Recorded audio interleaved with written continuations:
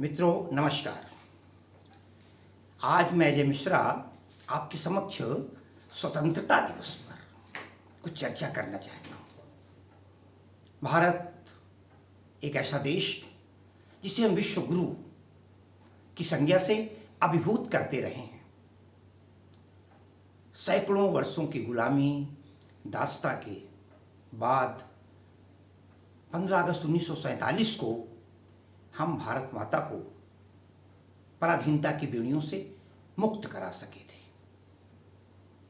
कभी हमने कल्पना की है जिन जाने अनजाने अज्ञात असंख्य शहीदों ने, जिनके अंदर देश प्रेम की भावना तरंगे बनकर उछल रही थी, जिनका एक ही उद्देश्य था, हम भारत को स्वतंत्र कराएंगे, आज़ादी दिलाएंगे, उन्होंने अपने प्राणों की बाजी लगा दी। हंसते हंसते फांसी का फंदा चूम लिया। हमने उन्हें क्या दिया और वे हमें देकर चले गए? एक अमूल्य स्वतंत्रता। हमने कहा शहीदों की चिताओं पर जुड़ेंगे हर बरस मेले, वतन पर मिटने वालों का यही बाकी निशा होगा। हम उन्हें आज उन जाने अनजाने शहीदों को शत शत श्रद्धांजलि अर्पित करते हैं। आज हम लोगों में शायद ही कोई हो जो, क्योंकि 73 वर्ष बीत गए, अगर कोई 16-17 साल का रहा होगा तो आज 90 वर्ष का होगा, और वो लोग उंगली में गिनने वाले हैं जो इस समय स्वस्थ होकर के या स्वतंत्रता के विषय में बता सकें, उस आंदोलन के विषय में अथवा गाथा का। हमने तो जो सुना, जो कल्पना की, वही काफी था। गोस्वामी जी लिखते हैं, पराधीन सपने सुख नहीं, पराधीनता में स्वप्न भी सुख नहीं मिलता। पराधीन रहकर अपना दुख शोक न कह सकता है, अरे ये अपमान जगत में केवल पशु ही सह सकता है। हम मनुष्य हैं, पक्षी भी चाहता है हमें स्वतंत्रता मिले। पक्षी कभी नहीं चाहता हम परतंत्र रहें। सोने के पिंजरे में बंद पक्षी नाना प्रकार के व्यंजनों को त्याग देना चाहता है और चाहता है हमें खुला आसमान मिल जाए। नीड़ न दो चाहे टहनी का, आश्रय छिन्न भिन्न कर डालो, लेकिन पंख दिए हैं तो आकुल उड़ान में विघ्न न डालो। ये है एक पक्षी की इच्छा। साथियों, हमने स्वतंत्रता को प्राप्त तो किया, स्वतंत्रता हमें मिली तो, और उस समय सबसे बड़ी विकट स्थिति थी हमारी अद्भुत अचूक राष्ट्रीय एकता। हम भूल गए थे कि हम किस प्रांत के हैं, किस धर्म के हैं, किस संप्रदाय के हैं, किस जाति के हैं, गरीब हैं, अमीर हैं, कुछ नहीं था। केवल एक था, हम भारतीय हैं। वंदे मातरम का नारा था, भारत माता की जय का नारा था। वहां कोई किसी की टांग खींचने वाला नहीं था। जिन लोगों ने हमें स्वतंत्रता दिलाई, कारागार की कोठरियों में नाना प्रकार की प्रताड़नाओं को सहन किया, हम उनके प्रति सच्ची श्रद्धांजलि तो अर्पित करते ही हैं। किंतु हमने कभी सोचा है जिन्होंने वो पेड़ जो वो लगा कर गए, हम उसकी सुरक्षा कितनी कर पा रहे हैं? बहुत बड़ी बात है।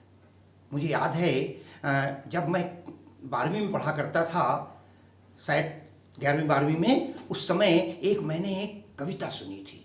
मैं आपके सामने रखता हूँ आज। झंडे पर देखें आप ध्यान से जरा सा। झंडा अपने मस्तिष्क में लाइए। झंडे में सबसे नीचे हरा रंग है, उसके बाद सफेद है, उसके ऊपर केसरिया है, बीच में चक्र है, एक डोरी है, और साथ ही साथ एक डंडा है, स्तंभ है, जिस पर जब ध्यान देंगे 25 साल हो गए थे उस समय कवि ने उस झंडे को एक भारतीय अविवाहित बच्ची का रूप दिया है, 25 साल की युवती का रूप दिया है। ध्यान देंगे, आपका मस्तिष्क, आपके कान भले ही मेरी बात को सुन रहे हों, मगर झंडे पर ध्यान होगा। कवि कहता है, तिरंगा नहीं है ये हिंदुस्तान है, तिरंगा नहीं है ये हिंदुस्तान है। अरे अभी तो हमारी ये आज़ादी प्यारी हो 25 वर्षों की जैसे कुंवारी। अरे अभी तो नजाकत की नाजुक परी है, अभी जिसके पैरों की मेहंदी हरी। ये झंडे का नीचे का हिस्सा है, अभी जिसके पैरों की मेहंदी है। आगे बढ़ते, अरे होतन जिसका निर्मल, सफेदी, होतन जिसका निर्मल, न जाने जो छलबल, अरे सफेदी है सीने का बेदाग आंचल। आगे बढ़ते हैं, अभी तो जवानी में यौवन जगा है कि चेहरे पे केसर का उपटन लगा है। 25 साल की है, विवाह नहीं हुआ है। अरे गले में अकेला अभी हार पहना, गले में अकेला अभी हार पहना, अभी जिस पे ज्यादा न हो और गहना। ये डोरी जवानी का एक पासवां है झंडा, मगर साथ है एक डंडा। जिसे छेड़ कोई बचा कब कहाँ है, तिरंगा नहीं है ये हिंदुस्तान है। जिसे छेड़ कोई बचा कब कहाँ है, कितना बड़ा संदेश है, कितना बड़ा संकेत है। आज हम नाना प्रकार हमने स्वतंत्रता को प्राप्त किया, शनै शनै उन्नति की। हम नहीं कह सकते कि देश में कुछ नहीं हुआ, बहुत कुछ हुआ। अरे जिस बच्चे का जन्म हुआ था 73 साल बाद, अगर उस बच्चे को कोई देखने जाए तो वो 73 साल का वृद्ध हो चुका होता है। अगर कुछ ना होता तो उसकी मृत्यु हो गई होती। हाँ, हो सकता है कुछ कमियां रही हों, हमने शनै शनै सुधार किया अपने, लेकिन जो राष्ट्रीय एकता की भावना थी वो धीरे धीरे कहीं विलुप्त होती चली गई। आज हम देखते हैं हम आपस में रह नहीं पा रहे हैं। एक प्रांत दूसरे प्रांत से लड़ रहा है, एक जाति दूसरे को छोटा एक को बड़ा कह रही है, एक संप्रदाय दूसरे से भिड़ा हुआ है। देश इस प्रकार की तमाम समस्याओं के विकराल जाल में फंसा हुआ आज सिसकियां भरने लगा है। समस्याओं ने हमें घेर लिया है, यदा कदा हम स्वार्थी बन गए हैं। लेकिन ध्यान रखिएगा, जो भरा नहीं है भावों में, बहती जिसमें रसधार नहीं, वो हृदय नहीं है, पत्थर है जिसमें स्वदेश का प्यार नहीं। जो अपने देश की निंदा करता हो, जो अपने देश की बुराई करता हो, हम उसे मानो नहीं मान सकते। अरे जिस देश, हमने बचपन में तो पढ़ा था ना, जिस देश जाति में जन्म लिया बलिदान उसी पर हो जाए, वो शक्ति हमें दो दया निधे। कर्तव्य मार्ग पर आज हम कर्तव्य से पीछे हट गए हैं। अधिकारों के लिए जोर लगाना चाहते हैं, अधिकारों की मांग करते हैं, कर्तव्य करना नहीं चाहते। साथियों, आज हमारा उद्देश्य केवल एक होना चाहिए, हमारे राष्ट्र की सुरक्षा, हमारे राष्ट्र का उत्थान, हमारे राष्ट्र की एकता। आज हम एकता से भटक गए हैं। सबसे निश्चित रूप से मानकर चलिए कि जब हम अपने देश की निंदा करते हैं, अपने देश की बुराई करते हैं, तो हम अपने देश के सौंदर्य को नष्ट कर रहे हैं। सीधी सी बात है, हम अपनी चीज को छिपा कर रखते हैं, हिफाजत से रखते हैं। इस देश की रक्षा भी करना हमारा परम कर्तव्य है। हम क्या जवाब देंगे अपने उन पूर्वजों को जो हमें स्वतंत्रता रूपी वृक्ष दे गए हैं कि हम उसकी सुरक्षा नहीं कर पा रहे हैं।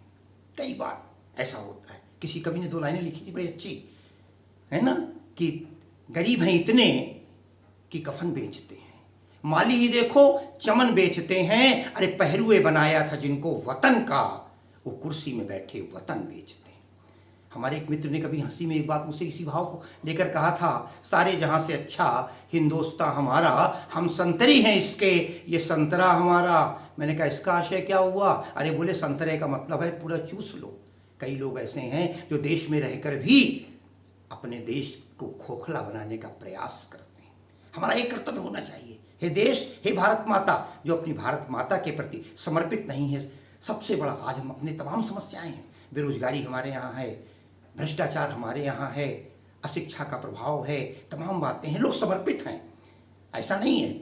हम ये मान के चलते हैं कि 95% हमारे यहाँ के या 99% कह सकते हैं, लोग पूरी तरह समर्पित होकर देश को आगे बढ़ाने का प्रयास कर रहे हैं। हमें भी इस झंडे के नीचे, हम कहते हैं, खड़े होकर इस झंडे को आज सौगंध लेनी होगी। कोई करे न करे, हम करेंगे।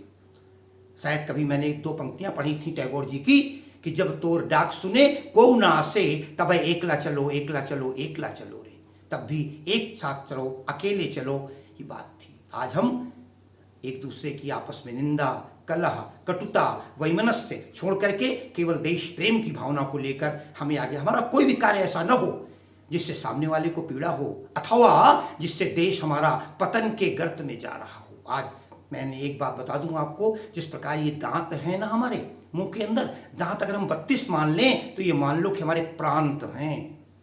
जब तक सारे दांत सही नहीं, अगर जरा से एक दांत में दर्द हो, हम खाना पीना बंद कर देते हैं। हमारा चेहरा बताने लगता है कि हम कहीं ना कहीं पीड़ित हैं। दांत दर्द वाला व्यक्ति बड़ा परेशान हो जाता है। जब 32 दांत एक साथ मिलकर मजबूत होकर के हम किसी चीज को का ग्रहण करते हैं, तब वास्तव में उसका उपभोग हो पाता है। हम अपने देश में, अगर देश का वास्तव में रसपान करना है, देश के प्रति आनंद लाना है, तो हमको सारे प्रांतों को एकता उसी प्रकार की रखनी होगी जैसे सारे दांत मिलकर के हमें किसी भी चीज को पचाने के लिए, खाने के लिए, स्वाद दिलाने के लिए पर्याप्त। साथियों, मान लो, कल्पना करो, इन दांतों से, अपने ही दांत से अपनी जबान कट जाए, तो फिर क्या कोई ऐसा न्यायालय है कि जहां जाकर हम एफआईआर दर्ज कर सकते हैं, रिपोर्ट लिखा सकते हैं? नहीं, कौन करेगा? आज यही हो रहा है। आज हम अपने देश में ही आपस में लड़े जा रहे हैं, आज अनेक जातियों में लड़े जा रहे हैं, नाना प्रकार के विद्रोह हैं। तो इन सबको भुला करके हमें एक मोतियों का माल बनना होगा। जिस प्रकार मोती के माल में सारी मोती पिरोई रहती हैं, तभी वो गले का हार बनता है, तभी गले की सुंदरता बढ़ाता है। या हम ये कहते हैं फूलों का बढ़िया गुलदस्ता, हर फूल का अपना महत्व है, वृक्ष में एक एक पत्ती का महत्व है। जब तक एक पत्ती नहीं मिलेगी वो वृक्ष हमें छाया नहीं दे सकता, सघन नहीं बन सकते। एक एक बूंद पानी का महत्व होता है। जिस प्रकार जब पानी भर जाता है, घड़ा भर जाता है, बहुतों की प्यास हो जाता है। प्रत्येक व्यक्ति देश की अंतिम अविभाज्य इकाई है। प्रत्येक व्यक्ति देश के लिए उतना ही महत्वपूर्ण है। जब एक व्यक्ति यदि मदिरा पान कर रहा है तो देश का एक आदमी मदिरा पान कर रहा है। एक व्यक्ति देश का नाम रोशन कर रहा है, उससे देश का नाम। इसलिए ये कहने से कि हमारे ऐसा करने से क्या होगा, नहीं, आइए सौगंध लें कि हम पूरी राष्ट्रीय एकता के साथ इस देश को सदैव बढ़ाकर रखेंगे।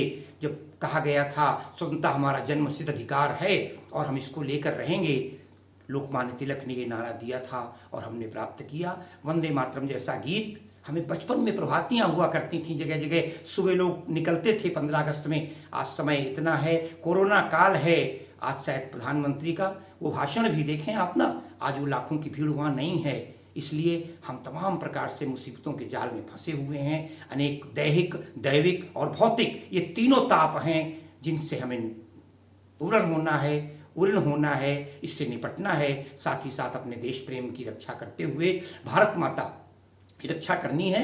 प्रसाद जी की ये पंक्तियां मुझे अक्सर याद आ जाती हैं। हिमाद्रि तुंग संग से प्रबुद्ध शुद्ध भारती, स्वयं प्रभा समुज्ज्वला, स्वतंत्रता पुकारती। अमृत वीर पुत्र हो, अरे दृढ़ प्रतिज्ञ सोच लो, प्रशस्त पुण्य पंथ है, बढ़े चलो बढ़े चलो। अराति सैन्य सिंधु में सुवाड वाग्नि से चलो, प्रवीर हो जयी बनो विजयी बनो।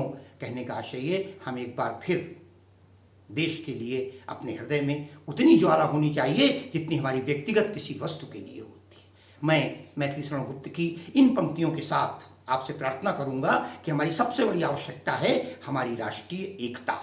जब तक हम सब एक नहीं होंगे तब तक हम सत्य। बचपन में कहानी सुनी थी, एक पिता के 7 पुत्र थे जो लकड़ी दे देता है और एक साथ कोई तोड़ नहीं पाता। अरे मित्रों, ये देश है, कहीं ऐसा न हो कि हमारे देश में तमाम चारों तरफ से जो कुछ ऐसे देश हैं जो हमारे ऊपर घात लगाने का प्रयास कर रहे हैं। जब तक हम एक नहीं होंगे तब तक जो है हमारी रक्षा नहीं हो पाएगी और एकता ही हमें वो पाठ पढ़ाएगी कि हम। तो मैं गुप्त जी की इन पंक्तियों के माध्यम से कि सबकी नसों में पूर्वजों का पुण्य रक्त प्रवाह हो, गुणशील साहस बल तथा सब में भरा उत्साह हो, सबके हृदय में सर्वदा समवेदना की दाह हो। अरे तुमको हमारी चाह हो, हमको तुम्हारी चाह हो। आज मैं अपनी बात को इन्हीं शब्दों के साथ कहते हुए समाप्त करता हूँ। बोलो भारत माता की जय, भारत माता की